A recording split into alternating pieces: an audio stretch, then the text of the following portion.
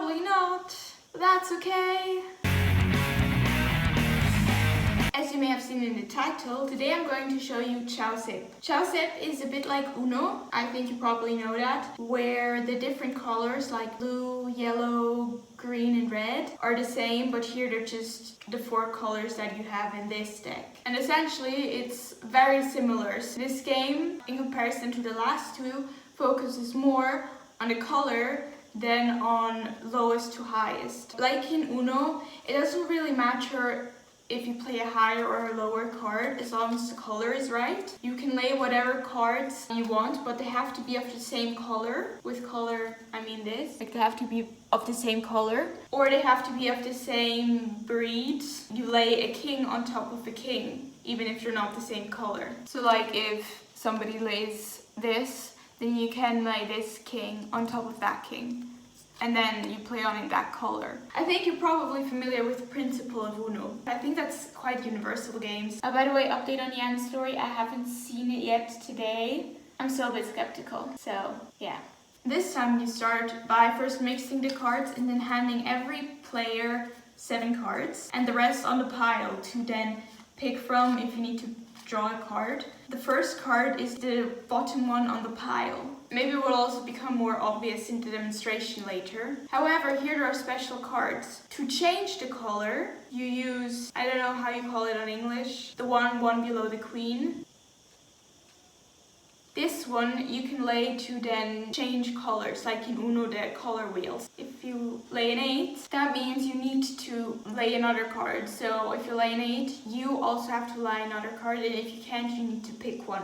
Then with an ace, you're allowed to lay another card, but you don't have to. Instead of saying Uno when you have the last card, you have your 2 last cards, and then when you lay them, you say Chiau Sepp, explains the name. Also with the 10, the sides change. So if it goes clockwise and you lay the 10, it goes anti-clockwise. If it isn't that clear yet, I hope it will become clear in the demonstration.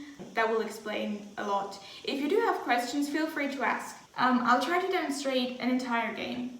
Okay, so now I have 2 piles with each 7 cards, and this is the pile you can draw from. Let's assume they uncovered their cards. I put them down like this so you can see what which person has. The bottom card is the starting card, so a 9. Now let's say this person starts, so they lay a 6. I'm going to rig this game so it goes a bit faster, because I see both people's cards. So this means you have to lay another one, so I have to lay another one, so I lay this.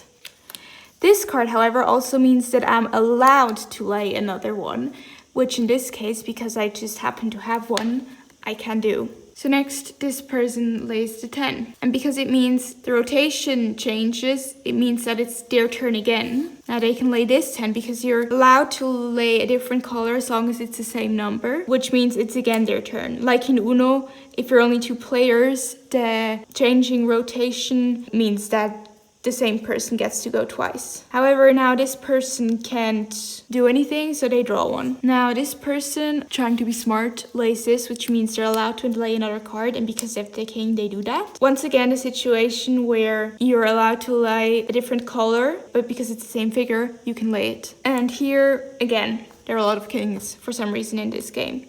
Now, because it's about to be this person's last card they're having in their hand, they say Chiau. This person doesn't really do that much. They just, lay their card.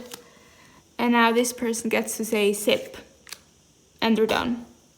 This one would also mean that you're allowed to change the color. So, for instance, you could say, I want hearts.